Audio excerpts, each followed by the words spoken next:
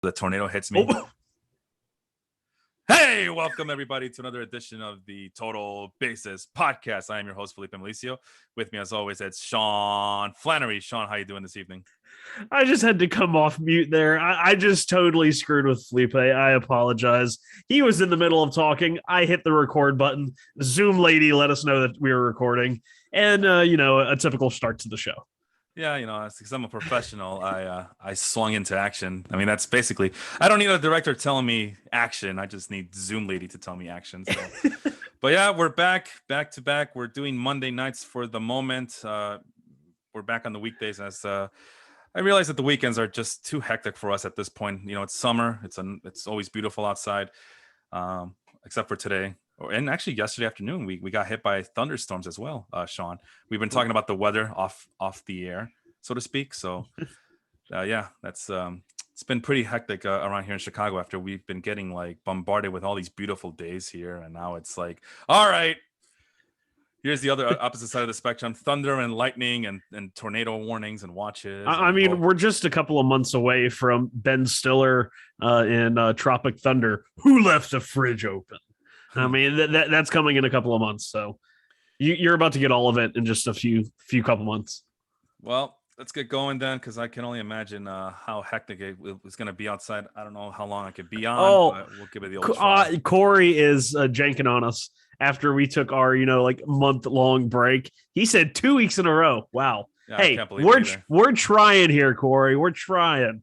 Yeah, for those who don't know, I was doing some NBA draft work for the Step Back podcast with Jacob and Leon. So that I was doing work. Sean got a new job where his schedule was more hectic than the pitches we're about to talk about.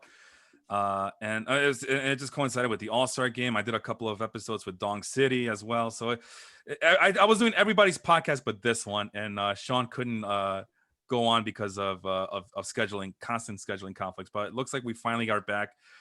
Just in time for the stretch run of Major League Baseball in August and September. But the reason we are doing this show today is we are going to be talking about starting pitchers, and it's been very frustrating in all my leagues. Usually it's one league or maybe two leagues, but the third one is pretty good about the waiver wire starting pitchers. But the last month, actually since the All-Star game, Sean, it seems like there are no pitchers left. There's like on the waiver wire, free agency. There's in terms of fantasy baseball.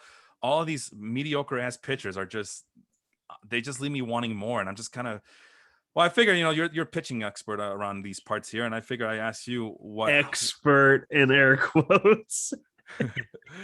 I figure I ask you, what's the deal? What happened to, where have all the good pitchers have gone?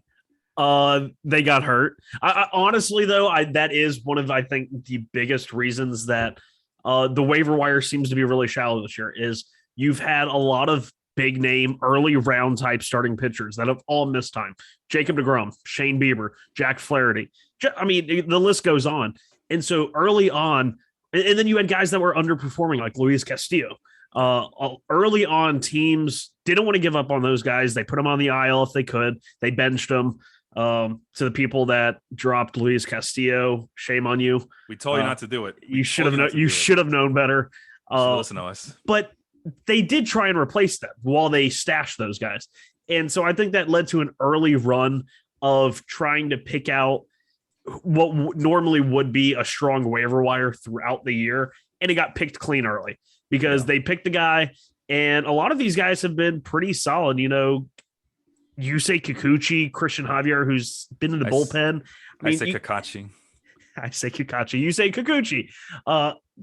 There's just been a lot of pitchers. Frankie Montas probably found himself on the waiver wire after his slow start. And in the last 6 weeks, he's been one of the best pitchers in baseball. And that is, a guy on my team in the Baseball Life League. Everyone janked on me because I didn't pick a pitcher I think it was the first 8 rounds. And I went with the quantity over quality, and that has actually worked out for me. And I picked Chris Sale and Luis Severino way at the end of the draft as just, complete dart throws for an actual bona fide ace. Chris Sale is returning this Saturday. So if he is available in your redraft leagues, go get him. Try and get the drop on your league mates. Maybe they don't know that he's starting on Saturday because it's still a few days out, but they announced it a couple days ago. But Yeah, it seemed to be quantity over quality in terms of avoiding that waiver wire mess. Yeah. I don't think I've really made a severe ad drop in terms of pitching all year in the Baseball Life League. I've been very lucky when it comes to health. Uvalde had a great start. Frankie Montas, Freddie Peralta, part of that three-headed dragon in Milwaukee. Trevor Rogers has probably been the one that I've had that's been hurt the most. Kikuchi, Maley, Lance McCullers, Robbie Ray has had a breakout year with an ERA under 3. It's like I said, I haven't had those issues, but I do know people that have. Yeah, I mean, currently in my points league, the Mardi Gras baseball league, I have. I'm just like you. I haven't done any waiver wire pickups to help my pitching staff, which is ironic because I got Jacob deGrom on the IL. I also have, you know, I figure I would, do the revolving door at pitchers, go look at streaming options and two start pitchers as well. I thought I had more, and in the end, I've just been kind of pinching the few pitchers that I do have, like Jerry Krause on draft night went with his 2 lucky pennies. Like, I got the pick that I wanted. I'm like that now. And here's the pitchers that are like, I've been kind of like going back and forth with. After I'm giving up on closers. There's plenty of closers out there, by the way, but there's good luck finding them.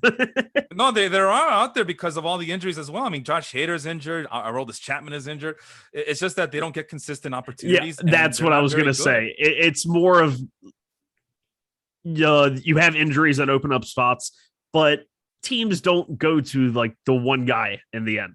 They go to a committee. I mean, look at the Cubs. Kimbrel gets traded. That Matt something guy who throws really hard. Dominguez, no, I picked him up in my 30-team dynasty league. Rostered him for all of 2 days. He got one save. He was on my bench when he got the save. Matt Dominguez? Is it Dominguez? I don't know. I'm asking. Is it Matt Dominguez? I'll have to look it up. But former third baseman. they're looking for an option at the end of that bullpen. Cody Hoyer, who they got back in the Kimbrel trade, is probably a really good pick right now if he's available. It's just you don't know where all of these teams are going to go for their saves, and it's hair pulling out. And I can see why some people just punt save sometimes.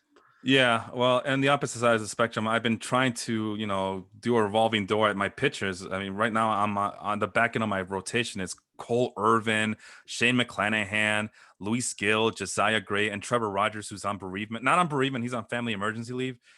But, he's not with the team, so I can't use him, but I can't cut him either because he's too valuable still. But at any rate, I mean, those are the pitchers that I have, and I figure those guys are droppable. And then I look at my waiver wire, and there's no one that's legitimate that I can replace them with. And that's what we're talking about. And it's the same thing in the Baseball Life League. I mean, you see that in that league, you got to be able to stream because it's a bi-weekly league. So every Friday and Monday, we got to switch lineups and get those starting pitchers out there. Brother, I've been like scratching and clawing the very depths of that waiver wire, just looking for any competent pitcher. I mean, I sometimes just go with 5 relief pitchers, and just 3 starting pitchers and hope for the best. And that's kind of been a strategy that's been working for me.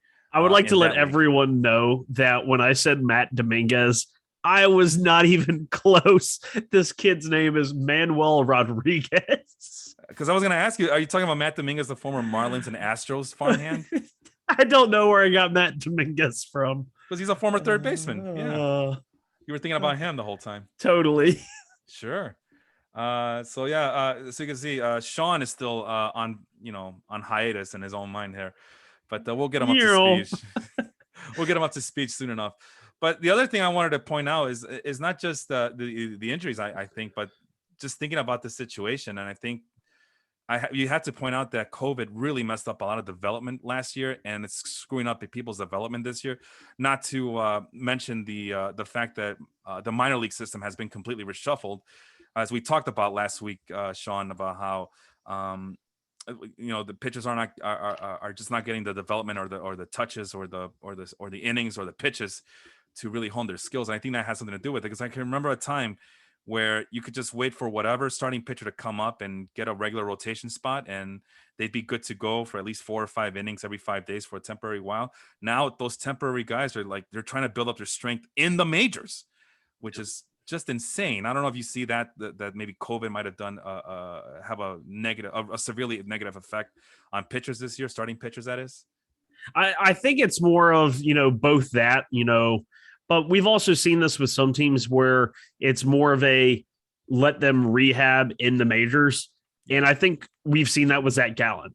Zach Gallen, has come back from, several it feels like he's had 2 season-ending injuries in the same year. Everyone rushed and said, okay, he's done. We're dropping him. And then he's back in like 3 weeks. But he's doing kind of very much the same thing. He's building up at the major league level, because what's the point if you're Arizona to send him to AAA in the reformed PCL league, and any ball that he gives up in the air is just going to go 600 feet and be a home run? That doesn't help anybody. No. So they just put him in the major league staff where they need help, and he'll throw 3 or 4 innings. And that leads to guys like Matt Peacock throwing 4 innings in relief and getting a stolen base. We had pitcher stolen base this week. That was my interesting factoid I was going to bring to the show. Matt Peacock stole a base. His feathers were flying. Not to be confused with Brad Peacock. No, Brad Peacock is like in the he fell off a cliff and died. He had shoulder surgery, then Cleveland picked him up, and then Washington picked it was bad. Ooh, I didn't realize it. I mean, I haven't heard from him, so I figured he wasn't in the big leagues anymore. But I didn't realize it was that big of a fall from grace for the guy. I used to like him a lot. Yep. Oh well. The other thing I wanted to mention was probably the other possible reason is something that we always talk about around these parts, is that unless you're the Astros or the Tampa Bay Rays or the Cleveland Guardians or the Galaxy or even the LA Dodgers are kind of frustrating, as we always talk about on this show, is that they like to baby their starting pitchers to almost to a fault where you want to pull your hair out and stuff. But they do a good job of developing pitchers. But outside of those 4 teams, maybe even a 5th team somewhere out there, Major League Baseball teams are not doing a very good job of developing their own starting pitchers, and everybody's just kind of waiting to see what other teams are doing in developing pitchers. That's what I think. That's a reason why a lot of the elite starting pitchers nowadays are well over 30 years old, despite the fact that we've been. And I know this because personally, that's been the argument between my league mates is. The thought process is younger is always better. True, but we've seen it time and time again, Sean, that starting pitchers, the older they get, the better they get at their craft and they're able to perform. Hence, Jacob deGrom, sans the injuries. Lance Lynn is another good example of a guy who people thought he was done and was never going to amount to anything. Now suddenly he's an elite starting pitcher.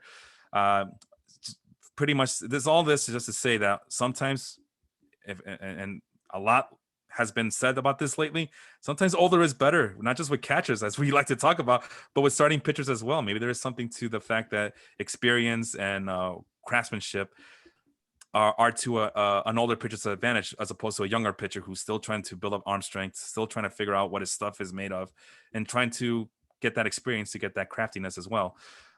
So, like I said, outside of those 4 teams, everybody else is doing I don't know about you, Sean, but I think everybody's doing a horrible job. All teams are doing a horrible job developing pitchers. I think a lot of teams, especially this year, have them, kind of found themselves between a rock and a hard place, because after the shortened 2020 season, you're already kind of handicapping and hedging against, especially with young pitchers. You look at a team like, say, the Royals. They have a lot of young pitchers. They're having middling success. But they don't want to go overboard on one of them or all of them, because then you're just handicapping yourself further for next year or 2 years. Yeah. And you can't just drastically build these guys up. And you're even seeing it with some veterans. Taijuan Walker, the last 3 years combined, had thrown, I believe it was 64, 74 innings, and he's already gone well over that this year. So it's a balancing act that a lot of teams are having to do. Some teams like Houston, LA has really, the Dodgers at least, have gone out there and definitely added depth. Cole Hamels, guys, they pulled David Price out of the bullpen. Granted, if you're a championship contending team and your 2 rotation additions towards the end of the year are Cole Hamels and David Price, I worry about your long-term success in the playoffs, but it's still depth. And some teams are, lucky enough and smart enough to have developed that depth and have it at a high enough level to where they can plug it in. I think we're seeing that with Seattle. I think we're seeing that with Detroit. Detroit's a team that really is letting the young guys throw this year. They've delayed a couple of them, Casey Mize has really been throttled, especially during those summer months. So he could pitch all year, but we're seeing like Matt Manning up. He's really struggling, but he's here. Tariq Skubal is doing well. It's like I said, it's a tough place for a lot of teams, especially a team like the Mets, who did go out there and get starting pitching depth, and it still didn't work because the depth got hurt. Jordan Yamamoto was supposed to be like the sixth man in that rotation, and he made all of, I think, one start and one relief appearance. It's tough when you plan to have depth and then the depth disappears. Yeah, it's pretty frustrating. Whether you're a fantasy leaguer or just a fan of real baseball. But let's get to it then. We'd like to evaluate pitchers, so let's evaluate some pitchers here. Although Corey, I can't think of any, but maybe you can. Corey of the Work Shoot Wrestling podcast every Thursday or Wednesday, I don't even know anymore. Corey's asking if we're expecting any September call-ups that we're looking forward to seeing this year. Well, with roster's only going from 26 to 28. Yeah. The days of drastic, tryouts for minor leaguers, I think, are done. Yeah. Granted, I think Adley Rutschman just got promoted up to AAA yesterday or today. I could see him up in a month. Honest, I think we could see him. Another guy who's in AAA. I think we see another shot of Vidal Brujan down the stretch as Tampa goes to get some more speed and versatility. Mm-hmm. Is it Gorman I'm thinking of, or Nolan Thomas? Both third base prospects, left-handed. I'm thinking of Gorman. He's struggled somewhat this year at AAA, was doing really good at AA. He's been playing a lot of second base, which is interesting after St. Louis goes out and acquires Nolan Arenado. Their top prospect, also a third baseman, starts playing second base. Just a couple of names out there. In terms of starting pitching, I just don't see a team doing it unless it's someone like the Reds and they bring up Hunter Green, the multi flamethrower guy, put him in the bullpen. Shane Baz for the Rays, I could see the same thing. Yeah, I just don't think any team, possibly the Twins with Joe Ryan. Joe Ryan's a little bit, not necessarily a consensus top 100 guy, depending on who you talk to, but he was acquired in the Nelson Cruz deal, and Minnesota needs arms. I mean, it's a sad state of affairs in that Twins rotation. So maybe Joe Ryan gets a look, but I don't think teams are going to push their starters this year, starting prospects, in terms of September. Yeah, the Twins, they look awful at this point. And I was looking forward to seeing the two prospects that we kind of talked about way back in the winter, and that was Johan Duran. For sure, that's one of them. And the other one, I believe his name was Jordan Blatzovic, yeah. Yeah, him. I was expecting to see those guys, but I'm not sure how they're developing. I'm not sure if they're ready to go. But at any rate, let's go talk about some of the pitchers. And of course, I'm utilizing CBS Sports most added players, starting pitchers, or actually pitchers in general, lists, as I kind of trust them more than any other website. I feel like they're the most legit reading as to how the waiver wire is being worked on across all fantasy leagues. And the first guy with a jump from going from 4% to 41% is Luis Gil of the New York Yankees. I know you love how much you love the Yankees, but I don't know. Is there hope? I have him on my team, so I'm selfishly starting with him as well. That's another underlying motivation. But do you see any long-term solution in Luis Gil for the rest of the year? For sure. I mean, he's had two very, very good starts. He can consistently put his fastball up in the zone, and it's got really good spin rate, really good rising action on it. It's just which one of the secondaries holds on. Right now, he hasn't allowed a hit on any of his changeups. He's thrown 21, and he's allowed 3 hits on 62 sliders. He's just been unhittable, but, he's a young pitcher. He's 23. There was no minor league season last year. So teams that possibly had advanced scouting on him had him had all of just 60 innings to scout from this year and see what he's doing in the minors. Baseball is a game of moves and counter moves. Yeah. The batters will adjust, and he'll have to adjust. And I think when once you start that game, you have to see how the player adjusts to determine if there's any long-term longevity. Well, I think it's worth him getting a flyer. If you're one of the lucky few people that have him, have him available in your league, I think you got to go and grab him right now. Stop listening to the show and just grab him right now. In 2 starts, he's posted an ERA of 0 and a whip of 0.82. And I do apologize for the screaming baby. She is home. There she is. I can hear her. Sing us the song of your people, Penelope. Oh, poor Penny. She's not in a good mood. Next guy up is Cal Quantrill. This guy, in my league, in my points league, he's been the leading points getter in terms of the free agent pitchers, and yet he's constantly available. Like nobody wants him in my league for some whatever reason. And then you kind of look at the numbers closely, and he's not a strikeout pitcher. He's not gonna post like impressive numbers. He just kind of shows up. Cal Quantrill, your thoughts on him? He's a Cleveland starting pitcher. Yeah, I think he's like right along that mold of like an Aaron Savali, where he just kind of goes up there and you're not really sure how he's doing it, but he gets outs. Throwing a little bit, harder this year. Primarily sinker slider guy. Of course, his last 2 games have been, I believe his best this year. I love game logs that start at the bottom of the season.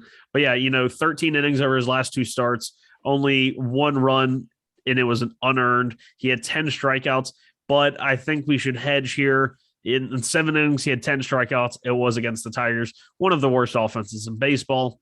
But over the last 5 starts, it's been solid. It's just don't expect strikeouts. I mean, this is a guy you're getting for hopefully ERA.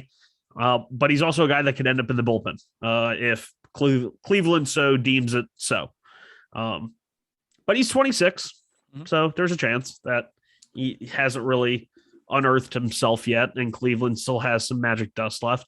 But he is pitching over his head, 3.14 ERA, expected ERA of over 4.5. That's the reason I don't get him, is because all the advanced stats show a pretty mediocre pitcher, although in the last month, that 6 game starts, he's gone up to 3.81 field independent pitching. So that's right around the wheelhouse that I'm looking for. But you're right that he doesn't really wow anybody. And the only good thing he has going for himself is that he is a former highly regarded prospect from the San Diego Padres farm system. So that's something to be said. And Cleveland obviously went after him really hard, along with all the other San Diego Padres prospects that seemed like that they were the Padres were just a pipeline for Cleveland to restock their farm system and their major league roster.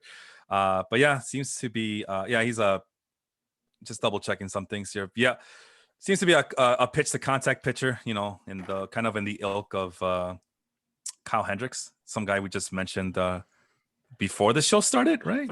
Throws slightly harder than Kyle Hendricks, just slightly. True that. 5 miles an hour. No, you're right. I do apologize. The average velocity on Cal Quantrill's fastball, 94 miles an hour in the last 30 days. Sorry, in the last 30 days. So, but I digress. The next guy on this list, he just came back from injury not too long ago. Logan Webb. He's available in 67% of leagues.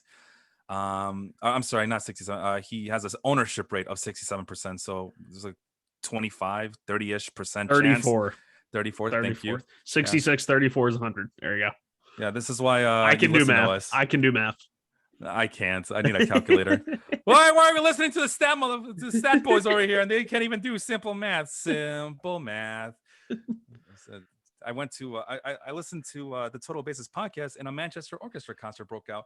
But Logan Webb is a guy I liked a lot before he got hurt. He was on all my teams that I could get, and then I forgot what the injury was.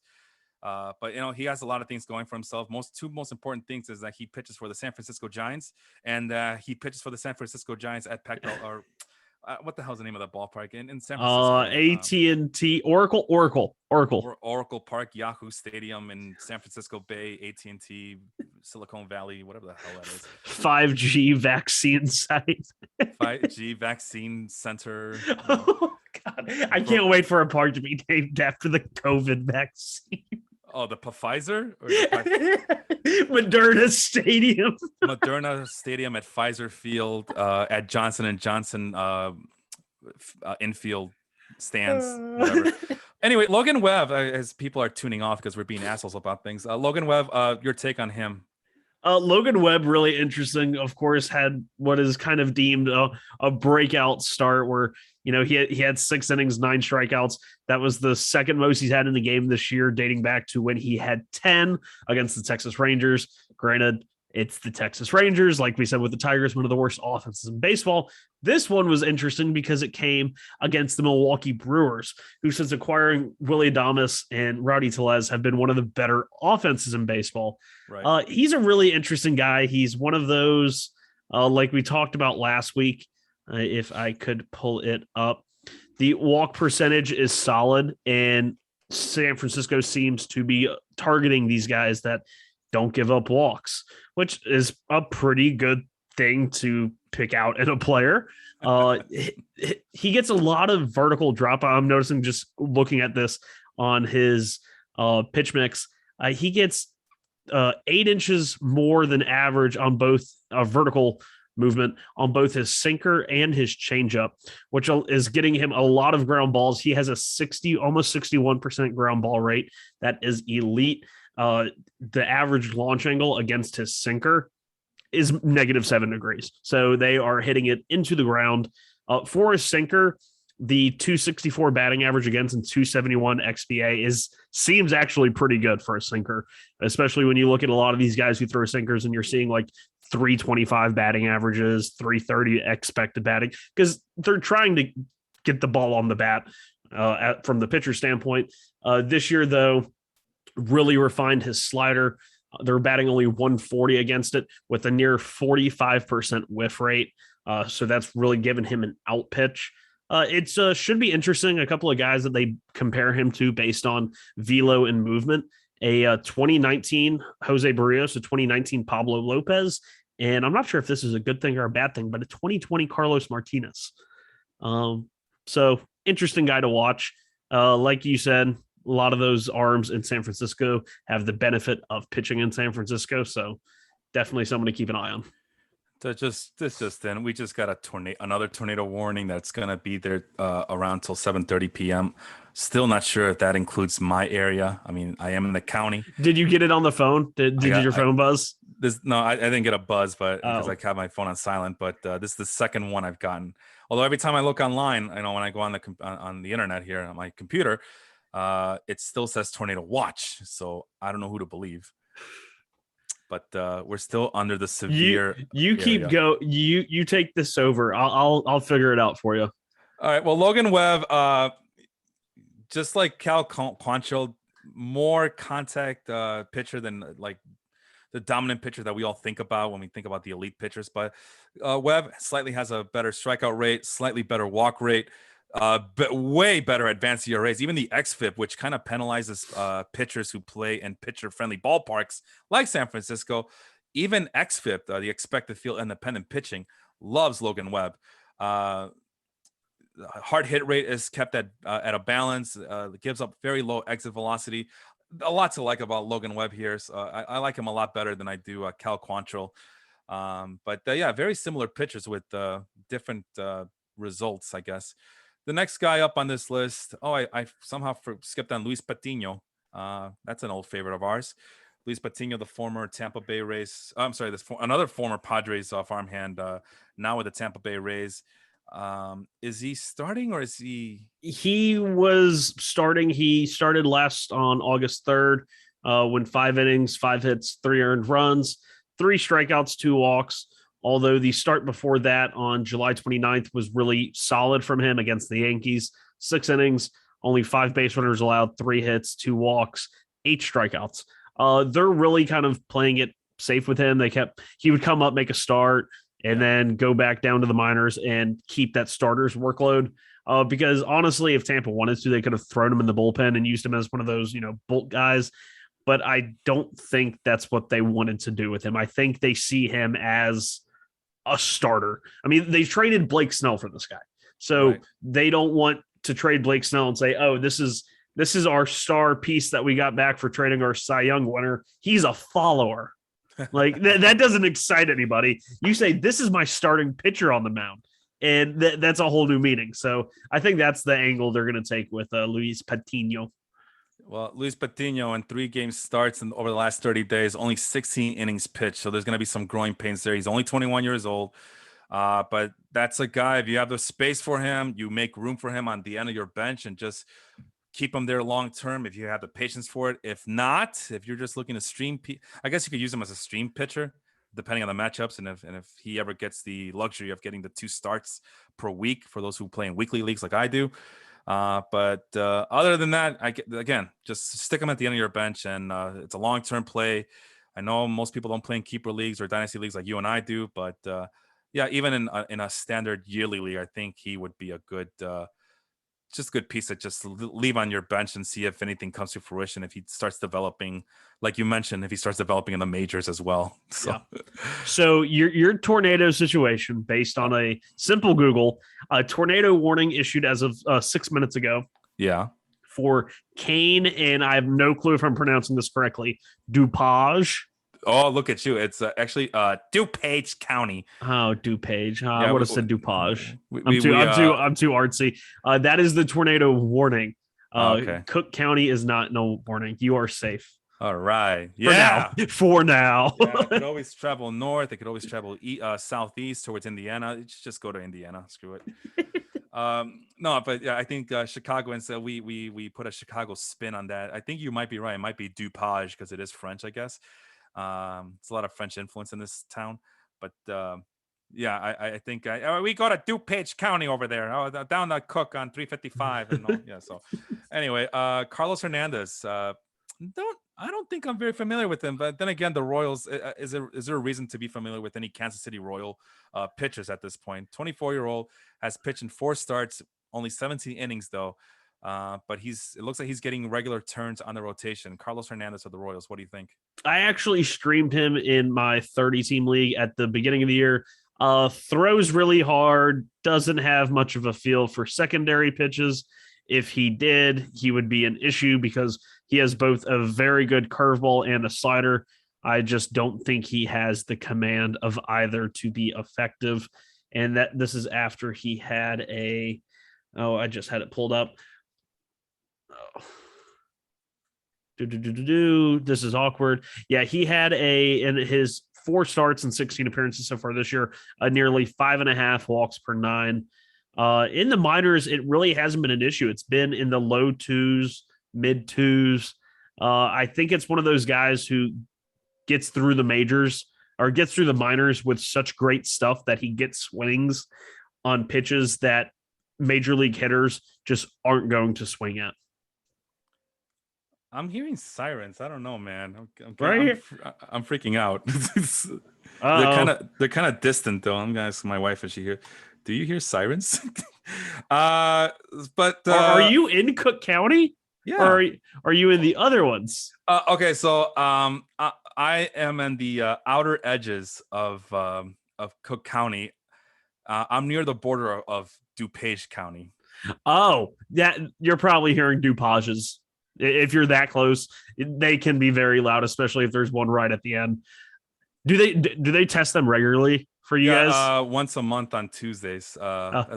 Tuesdays. Ours are Fridays. No, it's the first Tuesday of every month. Oh, that's weird. Ours are on Fridays. Yeah, first Friday. So yeah, that's where I just sent you where I live. Please don't say that name too loudly. Thank you very much. I like to keep some sort of privacy around here. We're gonna come pick at your house. This guy doesn't know what he's talking about. He can't do math. He can't predict tornadoes. He can't predict pitchers. Ross Stripling. Ross Stripling is interesting. I don't know. I don't like him in the AL East. Yeah. Every now and then he has a start where you're like, wow, that's the all-star Ross Stripling from 2018 or 19, whatever the hell it was. And then you're like, oh crap, he doesn't have a good fastball and he just gets pounded. I mean, religiously. Yeah. If you look at his heat maps of his fastball, it is just right there in the middle. That's not where you want to be with your fastball. And it's sad because he has really good secondaries. He had that split change, solid. The slider he actually locates pretty well to the outside. It still bleeds too much to the inside, and it has gotten crushed this year. But the curveball, the split change, The split change is the one I don't get. He's started throwing it less and less. So I don't know exactly what's caused him to do that, but that's what he's doing. So Yeah, I agree with you. It's kind of a bummer because I've always liked him with the Dodgers, but he goes to the Blue Jays, and I know that they kind of messed him up a little bit because they put him on the bullpen and then the starting rotation and then on the bullpen again. Over the last month, he's already 31 years old, man. yeah, he was old when he debuted. I thought Yeah. he was like 26, 27. He was a late bloomer. Yeah, He debuted in 2016. mhm. No. Yeah, it's been a while. But the strikeouts aren't there. The walks are a little bit too high for today's game. I mean, they're to give you a good comparison. We just talked about Cal Quantrill. He's at over the last 30 days. He's at 7.7 walk percentage. Ross Stripling's at 7.0. So I mean, it's not good. It's not bad, but it could be a lot better, especially what we expect to get from a guy like Ross Stripling, who does have a little bit of pedigree in him. The advanced ERAs are awful. He's getting lit up. 45.2 hard hit rate over the last 30 days. So, no, I don't think I like this something at that all. might be a little, mirage like with Stripling is in his last three starts, he's gone at least 5 innings in all three, and he's only given up 3 earned runs with 13 strikeouts and 16 and a third innings, which is solid. But once again, look at the teams he's played. New York Mets, one of the worst offenses in baseball. Kansas City Royals, same thing. And then the Cleveland Indians, who might as well just be called the Cleveland no-hitters. So, yeah, 3 really poor offensive teams, and he has taken advantage of it. And the 2 starts before that, he went up against the Rays and the Red Sox, and in a combined 4 innings, he gave up 10 earned runs. So, Ooh. yeah. I just asked my wife if she can hear the sirens too. Long story short, she told me that she doesn't know what a tornado looks like. Like she's lived in the city all her life, the city of Chicago, and so I guess she assumes that me as a suburban kid would know what a tornado looks like. No, man, we don't get tornadoes here. But maybe her and Penny can pull up on the little kitty iPad like a video of a tornado and have an Yeah. educational experience together. I guess what she meant to say is that she's never experienced a tornado firsthand, but still, it's like, but yeah, this is like the second or third one we've gotten this spring/summer, so they're coming more frequently. So, but we'll see. Hopefully, we can dodge another bullet here. God's punishing the Ricketts too. Oh God, watch it hits Wrigley Field. Finally, the Cubs get a new stadium, but at what cost? The Ivy, though. They're gonna like pick it up from the wreckages and like have an effigy to the Ivy. Actually, the effigy, Jesus! It turns out that the ivy is the only thing that could survive. That and the rats and the cockroaches, the 200-year-old pipes that are underground. Alec Mills. Speaking of the Cubs, Alec Mills is the next guy. 4-game start, 21 innings pitch. Check this: strikeout per 9 in the last 30 days, 4.29. So this guy's all about making 1921 baseball great again. I've never seen somebody want to be Kyle Hendricks so bad in my life. Dude, you would gladly take Kyle Hendrick numbers from Alec Mills. I would gladly take Cal Quantrill numbers from Alec Mills, but this is ridiculous. This is like early to mid 20th century baseball with this guy. His strikeout per walk ratio is 1.67. But yeah, the ERA, people are going to flock towards him because the ERA is pretty low at 3.43, although the whip is really high over the last 30 days at 1.52. And, but for Mills, I'm seeing a 4.4 ERA. The last 30 days. 30 days. 30 days. Okay. I'm trying to be a trendsetter here, man. I'm looking for all the trends here. The one saving grace for him is that he posts a very low barrel rate against at 3.9 again over the last 30 days, and an exit velocity of 86.7 miles an hour over the last 30 days. So those are right in line almost with the season numbers. He has a 4% barrel rate, which is in the 92nd percentile in all of baseball. So he can strike anybody out, but he also avoids barrels, which is an interesting skill to say the least. Over his last 12, no, I don't know how to count. Sorry, guys. 6, but you can 12, do 100. 17. Over his last 17 innings, guess how many strikeouts he has?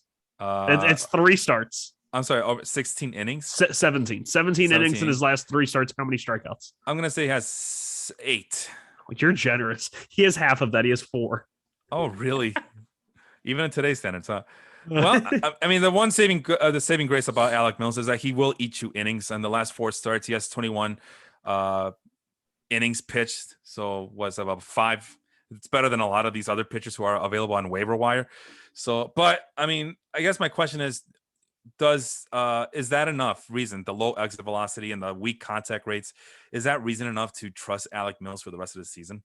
You would have to be hella desperate. I don't think if you're a contending team in your league, you're adding Alec Mills. And I think if you're adding Alec Mills, you are simply a bottom feeder team that's avoiding the dreaded last place fantasy punishment. If your league has one, that is the only reason I would ever pick up. Hell, I think a good punishment would be if you come in last place, you have to have Alec Mills on your roster the entire season next year. Wow. Okay. I mean, that's a lot to take in. But let's move on to I hate to roast the guy like that. I mean, it's whatever. The Cubs do it to themselves, and then they went ahead and got 6 other pitchers just like him too. So whatever. Let's talk about a guy with some promise here, Shane McClanahan. The last 30 days, 28 strikeouts percentage, 7% walk percentage. The whip's pretty high, not as high as Alec Mills, but it's pretty high at 1.21 compared to some of these other pitchers that are available. But the advanced ERAs absolutely love this guy. This is why I have him on my fantasy, because I'm hoping that some of these advanced ERAs, like field independent pitching and skills interactive ERA, actually translate into fantasy production for me as well. But he induces plenty of swings, doesn't give up a lot of contact. And the one thing I don't like is that he is giving up an exit velocity. It's the opposite of Alec Mills. Exit velocity of 94.1 miles an hour in the last 30 days, and a hard hit rate, according to StatCast, of 50%. But that also is coupled with a 15.2 swinging strike percentage. Sean, make this make sense. Oh, I thought you were going to say something else after that. Shane McClanahan's a beast, but he's still a 24-year-old, very young starting pitcher who I'm kind of pleasantly surprised that Tampa has taken a pretty hands-off approach to him. He's already made 17 starts, 85 innings. Probably by the end of the year, plus playoffs, if they make it, you're looking at maybe 140 innings, which is solid, and especially something for him to build on into next year. He's in the 90th percentile in whiff rate, and that is buoyed by the fact that all 3 of his secondaries have at least a 40% whiff rate. Slider 42, curveball 43, changeup 46. The fastball, which is the most exciting thing about him, because here he is. He's a young 24-year-old lefty, and he's averaging 97 miles an hour on his fastball. Oh, wow. Yeah. The issue with it is, and he ran into this issue, I think, right when he got promoted to Double-A in 2019. I was so, just stoked to watch him, and he got lit up, and I was like, that's depressing. But if you look at his fastball heat map, it's just all in the strike zone, and it's just kind of all towards the middle. It's spread out. It's not concentrated like middle, but it seems like with that fastball, he's trying to beat big league hitters in the zone. Big league hitters can hit velocity if it's 1, a fastball count, and 2, they know it's coming. And right now, I think they're content to sit. His breaking stuff are just so good right now in off speed that a hitter's probably just sitting fastball, because they know he's going to throw a fastball in the zone. And if they can get that fastball in the zone, they're going to do damage with it. Definitely, if he's available, he shouldn't be available in the league. What's his ownership percentage, you said? Yeah, his ownership percentage at CBSSports.com is currently at 80%, and it continues to rise. He needs to be rostered. Yeah, he's definitely a guy that I could see some severe helium going into drafts next year as well. Yeah, as it should. Like I said, he went from 72% to 80%, and it keeps rising. So pretty soon he's not going to be available. In terms of the 39 pitchers I have going here at Fangraphs, he's listed as having the third best skills interactive ERA or CERA for short. Again, I was ready to cut him this past weekend just to see what else was out there, and there's really nothing else out there. So I consider myself fortunate enough to have him along on my team. I just don't know. I mean, like you said, Tampa uh, having a hands-off approach. How much can I trust that to keep going? Because Tampa's notorious for tinkering and doing some innovative stuff that it's not very fantasy baseball friendly. So, but until then, let the good times roll, I guess. Next guy up, I don't know if you want to talk about Jameson Taillon. He's owned in 95%, but I'm so desperate for any type of pitching that I'm willing to talk about Jameson Taillon if you want to, but if not, I'm okay with it as well. I mean, he's a guy that I had in the Baseball Life League and I cut, and he was July pitcher of the month. So that, but let's be honest here. March and April, 6 ERA over 6. In May, 4.5 ERA. June, 6 ERA. That was probably right around the time I cut bait. And here he is. He had 31 innings in July, 1.16 ERA, 25 strikeouts in 31 innings. He had 10 strikeouts in his first start of August. I don't know how I feel about him. Yeah. Because I really liked him coming into the year. And then I saw that the stuff is pretty diminished in terms of velocity. And he's, I think, just trying to figure out how to be a major league pitcher with where he's at now. And he's right at, a strikeout per inning. I don't know. It's a weird place for him to be in. He locates the fastball well, right at the top of the zone. His biggest heat map on the fastball is high, right at the top of the zone. You do like to see that. The 2 breaking ball thing hasn't seemed to work. The slider, which used to be his best pitch as a Pirate, they're batting 300 against it with a 20% whiff rate. So it's the curveball is slightly better. The changeup's okay. I'm like I said, I don't know exactly how to grade him out right now. Yeah, he's a mixed bag of things. He has over the last 30 days, low whip, low ERA, very high. He's inducing a lot of swings, both outside the strike zone and overall. But he also gives a pretty substantial amount of contact, especially after we just talked about Shane McClanahan. He's at close to 70% outside the strike zone contact rate. So even when he's trying to squeak by pitchers and pink corners, when he's trying to squeak by hitters are still making contact when he's trying to pitch outside the strike zone. So that's a concern. But conversely, he also has low exit velocity, low barrel rate, but he also has a pretty high hard hit rate according to StatCast. So I don't know what to make of it, but it seems like the arrow's kind of trending up. So yeah, the main thing that worries me with Jameson Taillon is in Pittsburgh, he threw more. Well, his last year in Pittsburgh, he was still throwing more four seamers than sinkers, but he was always, a guy who threw a lot of sinkers. This year, he's all but ditched the sinker. He's only thrown it less than 5% of the time. And we've seen his ground ball rate go from the high 40s, mid 50s to 33.2. And almost all of it has just directly gone into his fly ball percentage. And fly ball percentage in Yankee Stadium and other AL East ballparks, not usually a good recipe for success. I know that's a purposeful thing. He's trying to get the swings and misses at the tops of the zone. That's going to lead to less ground balls. But if you're not getting the swings and misses and the strikeouts, because he's right there, 50 percentile in whiff rate, I'm not sure what exactly is better for him at this point.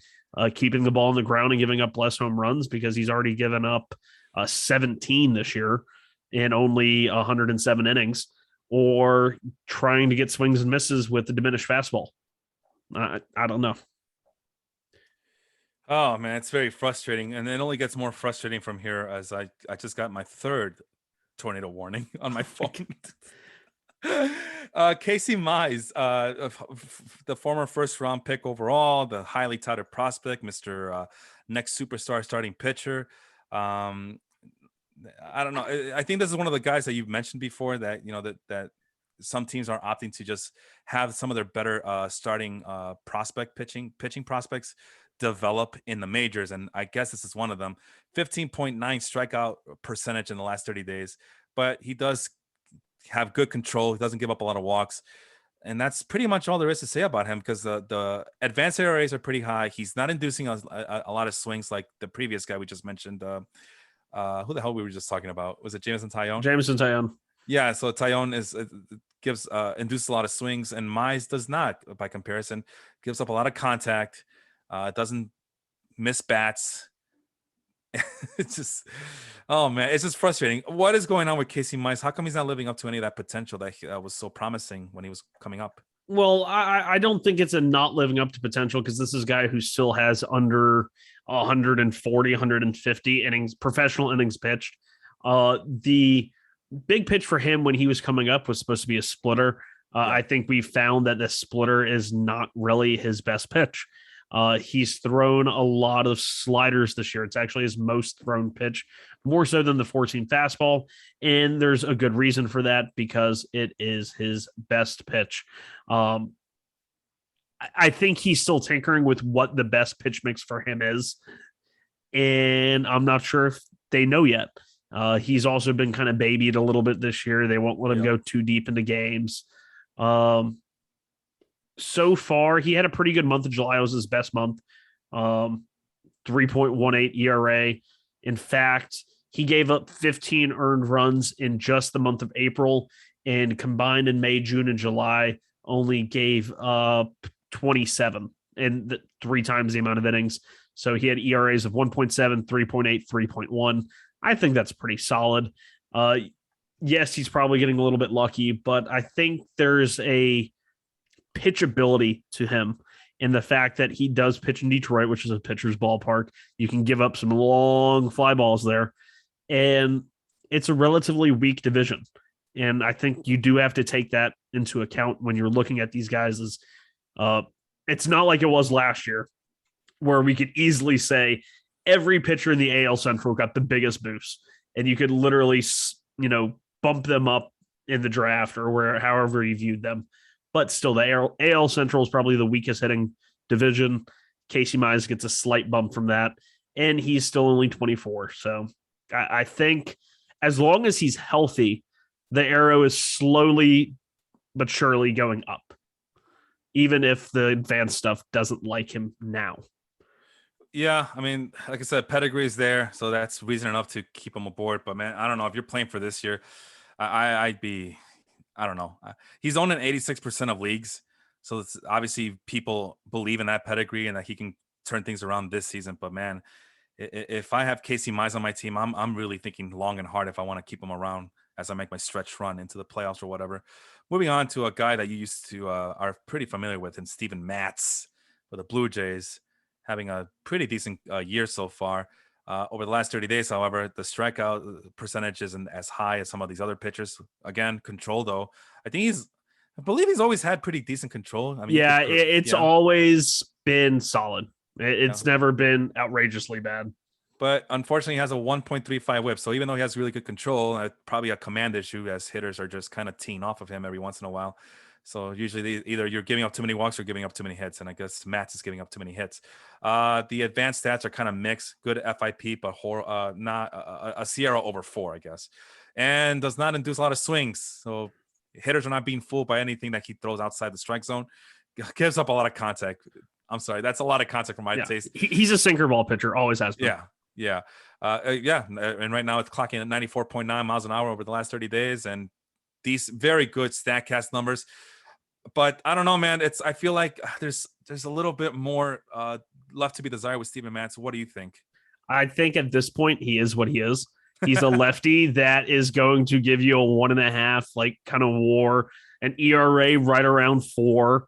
Not going to walk the guy, walk the house. Not going to strike everybody out. I think Mets fans were silly to run him off as quickly as they did. Because what killed him last year was the home run ball. Yeah. In 30 innings, he had a 4.1 home run per 9.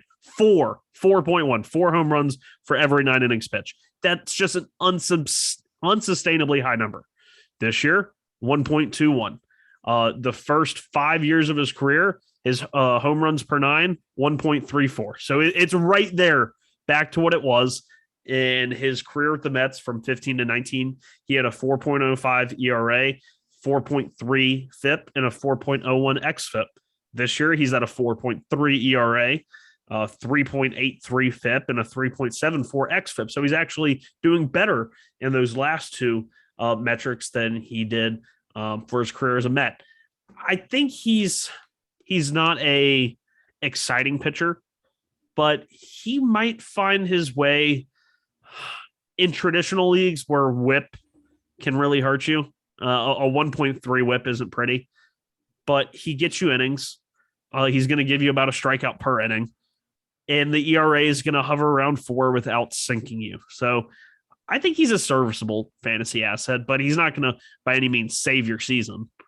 It might be too late to even suggest, but he is facing the Angels tonight, and he's facing the Mariners this weekend, the 15th of August. Weekend. 2-start week for this guy.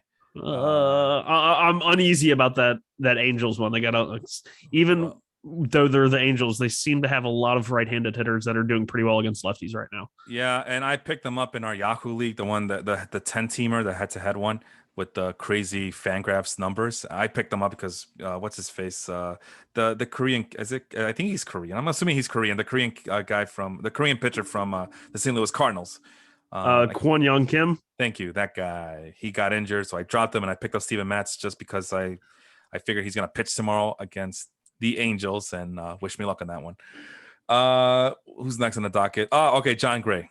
So this is a guy that the Colorado Rockies got a lot of flack for not being able to trade him.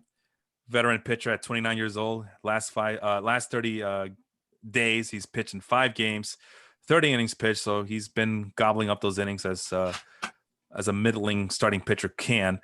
But once again, the strikeout rate for a guy who's supposed to have like this high velocity and decent amount of stuff with a big pedigree, and he is a former top 5 draft pick, he doesn't strike out a lot of guys, at least not in the last 30 days. The control's out of whack for him, 9.7% walk rate. The whips, nothing to brag about. The advanced ERAs don't like him. Even the xFIP, which kind of account for the home run balls and probably the thin air at Coors Field. Those guys usually get the benefit of the doubt from the expected field independent pitching metric. Doesn't like him either. He's over 4. I mean, over 4 is not too bad, but I'm sorry, in my world, over 4 is still over 4 ERA. So no, not for me. And finally, doesn't do a lot of swings. Contact rate is 74.3% overall contact rate, which I don't know, for a guy like him, I would expect better than that. Although I understand that he's a Rockies pitcher. And finally, 12.3 swinging strike percentage. So again, a mixed bag of things here, Sean. I mean, there's a lot to like here, but there's also a lot to dislike. But looking at the numbers here, it would explain why the Rockies had a very tough time trying to deal this guy away. I think I'm actually you're zigging, I'm zagging here. 3.6 ERA with half of your starts being in Colorado is fantabulous. The Mets really could have used John Gray. It's a shame that the Rockies felt like they'd rather have a compensatory pick than a prospect that's a little bit closer to the majors. But even more impressive than his 3.6 or 3.67 ERA is a 3.61 expected ERA. And this is, held up by the fact that he's posted the lowest expected batting average against him in his career at 228. He has 3 secondaries that he's allowing hitters to bat 200 or less, both his slider, changeup, and curveball. The slider has always been a great pitch for him, and it is again this year. The fastball, he's still throwing it hard, 95 miles an hour, average velocity. It's just sitting too much in the middle. But the slider, changeup, and curveball all look really good. And I think this is a guy that is going to be a real steal come free agent time. Well, right now he's at 83% owned. So if you're lucky enough, you might get him in any leagues. But I don't know, man. For a guy that we were expecting much more from, remember, this is the guy that Cubs fans were like talking about. We could have had him over Chris Bryant. I always forget who got picked first or not, but this was around the time before the championship, where the Cub fans were thinking, well, now all we need is a starting pitcher, a really good one to go with our big bats in the minors, and he was the guy at one point. And all I see is just it's a whatever pitcher. I know you mentioned all the good things about him, but Yeah, Chris Bryant was 2, John Gray was 3. Oh, okay. So yeah, the Cubs picked Chris Bryant over John Gray. So, at any rate, it is what it is. They're both going to be gone from their teams anyway, so who cares? Zach Thompson. We move on to Zach Thompson of the Miami Marlins. And I feel like we talked about him before, and we didn't have. I feel like it was only a few starts into his career. Inconclusive. That's what I was trying to get to. But yeah, so far after 4 starts in the last 30 days, the strikeouts are nothing to brag about. The walks are of major concern. Although he has a very low whip rate of 0. I'm sorry, that's the hell I can't read this thing. That's the home run per 9. My bad. So 0.96 home run per 9. So I guess that's pretty good. 1.23 whip. ERA is pretty good at 2.89, but everything else, expected ERAs that is basically saying don't fall for this guy. Decent amount of swinging percentages, but the contact rate is pretty darn high. No swinging strike rate above 10% for this guy, and he hovers around 91 miles an hour on his fastball. It's a lot of negative on Zach Thompson. Is there anything positive you have to say about Zach Thompson? I think the fastball, even though it's only averaging 92 miles an hour, he gets pretty good extension on it at 6.4 feet. And that comes from him having a very large 6'7" frame. Mm-hmm.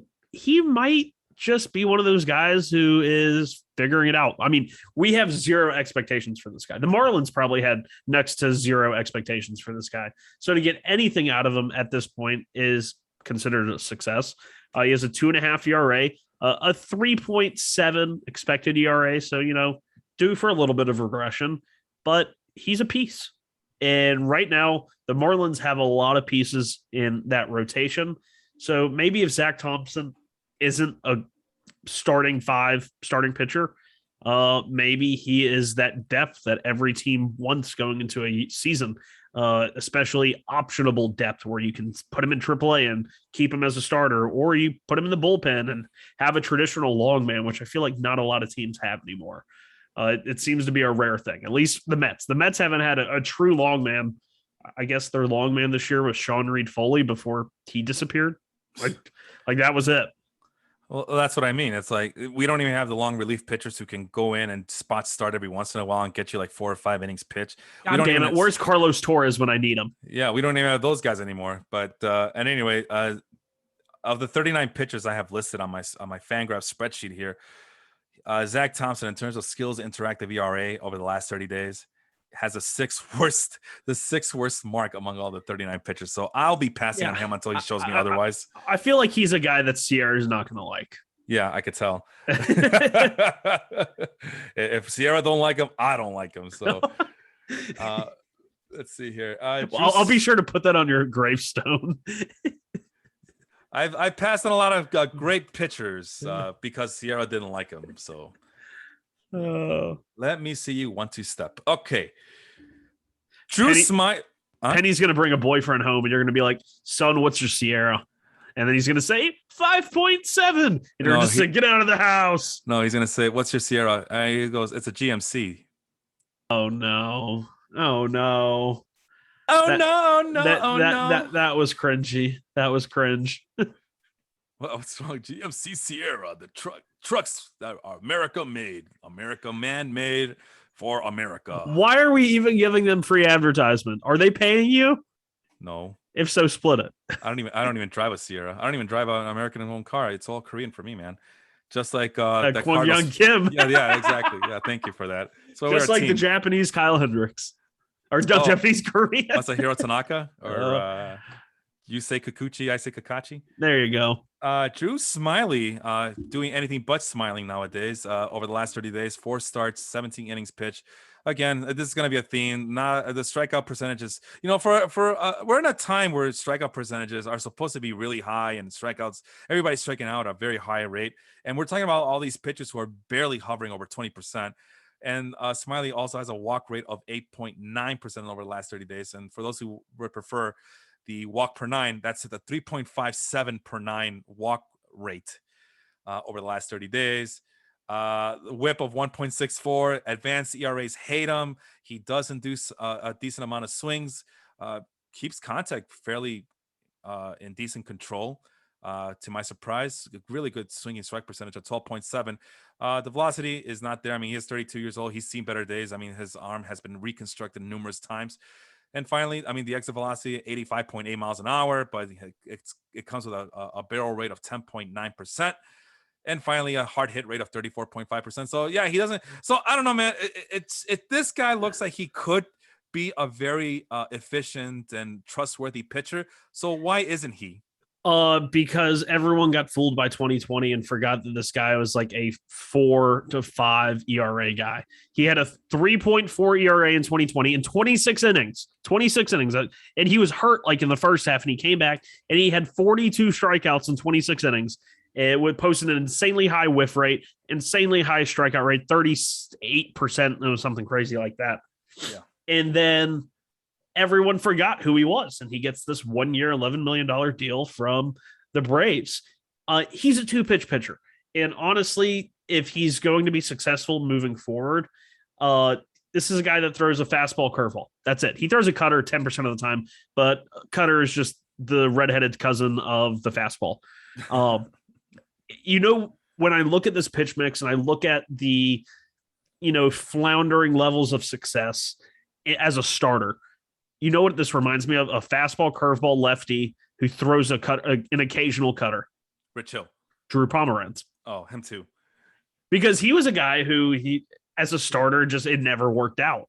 And he was a fastball, curveball guy. They put him in the bullpen. He throws fastball, curveball. His fastball gets a few extra ticks. He, goes all out. He doesn't have to worry about saving bullets and sequencing as much.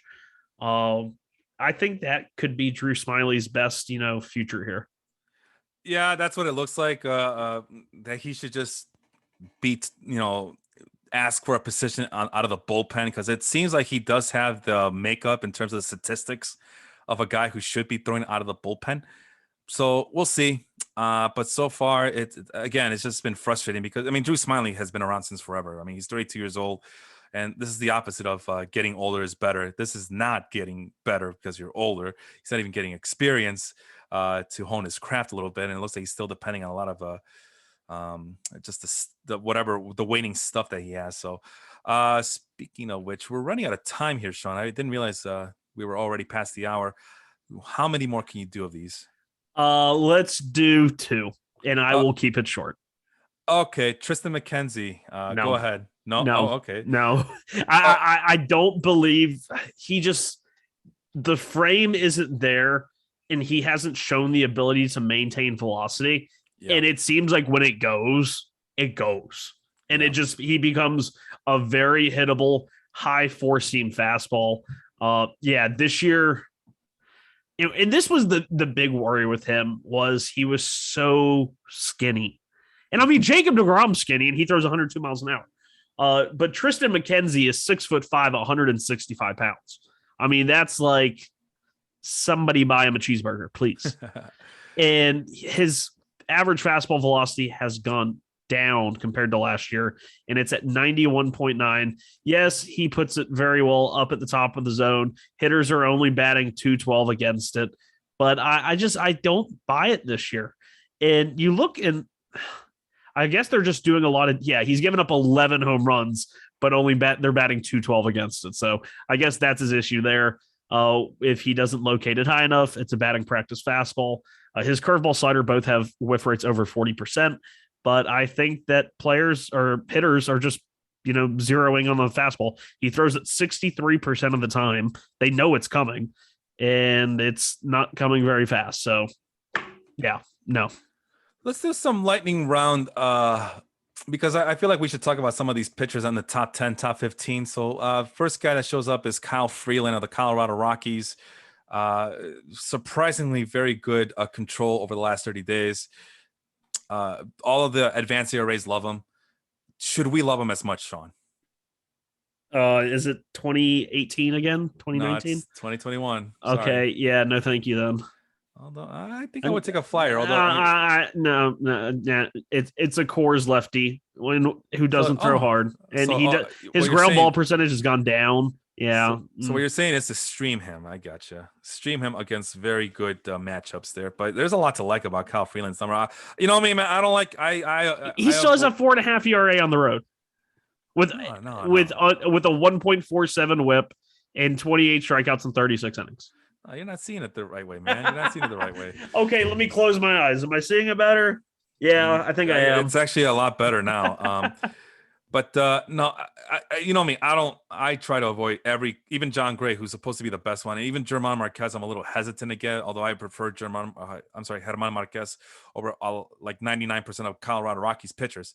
But seeing these numbers over the last 30 days, I mean, he's averaging about 6 innings pitched per start over the last 30 days. The strikeouts aren't there, but the control is, and that's just kind of, and the advanced ERAs being as good as they are, and he's inducing a lot of swings. The contact rate is too damn high, but still, it's kind of intriguing. I'm just saying, it's kind of intriguing. Zach Gallen, we just kind of quickly talked about him earlier today. Final verdict on Zach Gallen, yes or no, up or down? You're on mute.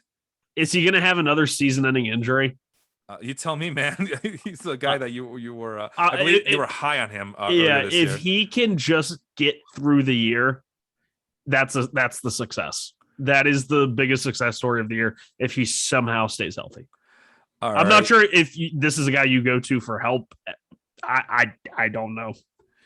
Look at this, man. I'm on Kyle Freeland's last 4 games, right? And he was at San Diego and at the Los Angeles Dodgers, pitching 6 and 7 innings respectively. He's holding his own, man. He's holding his own. It's fake news. That is fake news. And over, and of course with the Rockies against Marlins and Cubs, 2 really pathetic teams at this point. Pitch 5 innings each, strike out about 5.5 guys combined, on average. 5.5. Yeah, I mean 6 on one start, 5 on the other, 5.5 guys. So you could start a burger place with that. Yeah. There's some hope here. There's some hope. Just don't get too high on that. Joe Ross. Now, this is a guy, before he got hurt, I was very high on. I had him on my team, and then he got hurt, and there was no room for him anymore. But the strikeouts are there. Walks could be a little bit better, but that's okay. We've seen worse on this list. The advanced ERAs kind of like any other good thing to say about Joe Ross? Do we believe in Joe Ross this year? I liked his brother more. Tyson? Yeah, we talked about that. All right, moving on. Josiah Gray, also with the Nationals. It seems like he's finally getting finding his own. He's I think he had his what do you call it? His longest start was his last one with the Nationals. I think he went about 7 innings, I believe. I don't remember. He's made 2 starts and he's gone 5 innings each. He did have 10 strikeouts in the most recent one. That's what it was. Okay, so he had multiple double-digit strikeouts. So that's I don't know about you, man. That's a step in the right direction with the new team, new scenery, new chance at life. Do you like Josiah Gray as much as I do? I do, and he was on my 30-team dynasty for a long, long time. He's one of those.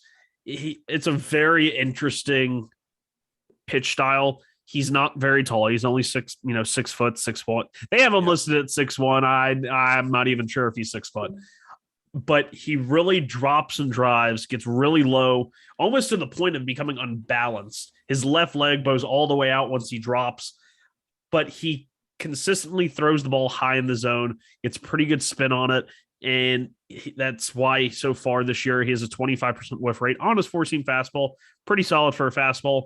The curveball slider, we'll see how they develop, but he seems to locate the curveball pretty good consistently at the bottom of the zone, keeping the slider away to righties. I think it's one of those, he throws curveballs to lefties, sliders to righties. Pretty common. It'll be interesting to track. I traded him. I can't even remember for who now. But I still believe in him. I think he's going to be a good pitcher. Yeah, I had a chance to drop him this past weekend as well, and I couldn't bring myself to do it. There's just not a lot of promising pitchers at waiver wires, and the rest of the list is just garbage. The Stephen Braults and the Daniel. This episode brought to you by, speaking of garbage, we are now sponsored by Waste Management. Actually, we're sponsored by the band Garbage, who just came out with a new album this year too. So garbage. Is that one of their songs? No, one of their songs is "I'm only happy when it rains," and there's a tornado warning and tornado watches and thunder striking. Thunderstruck. Oh no! I think we've officially jumped the shark on this episode. It was either that or we talk about Blake Snell, who, hey, this explains why he had to be pulled in the World Series because he's getting exposed, man. He's getting exposed.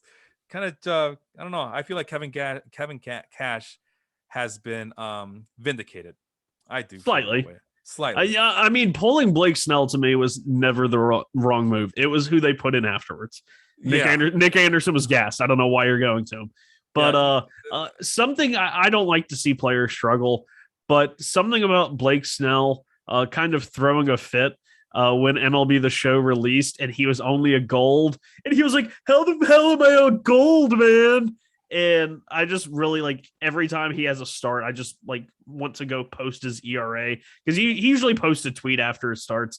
And I just want to screenshot how did they disrespect me? I'm only a gold. And I think he's like a bronze now in MLB The Show. So karma, life comes at you fast. He is such a bumpkin, man. He is such I can only imagine how the hell am I only a gold? Come on, man. That was exactly what it was.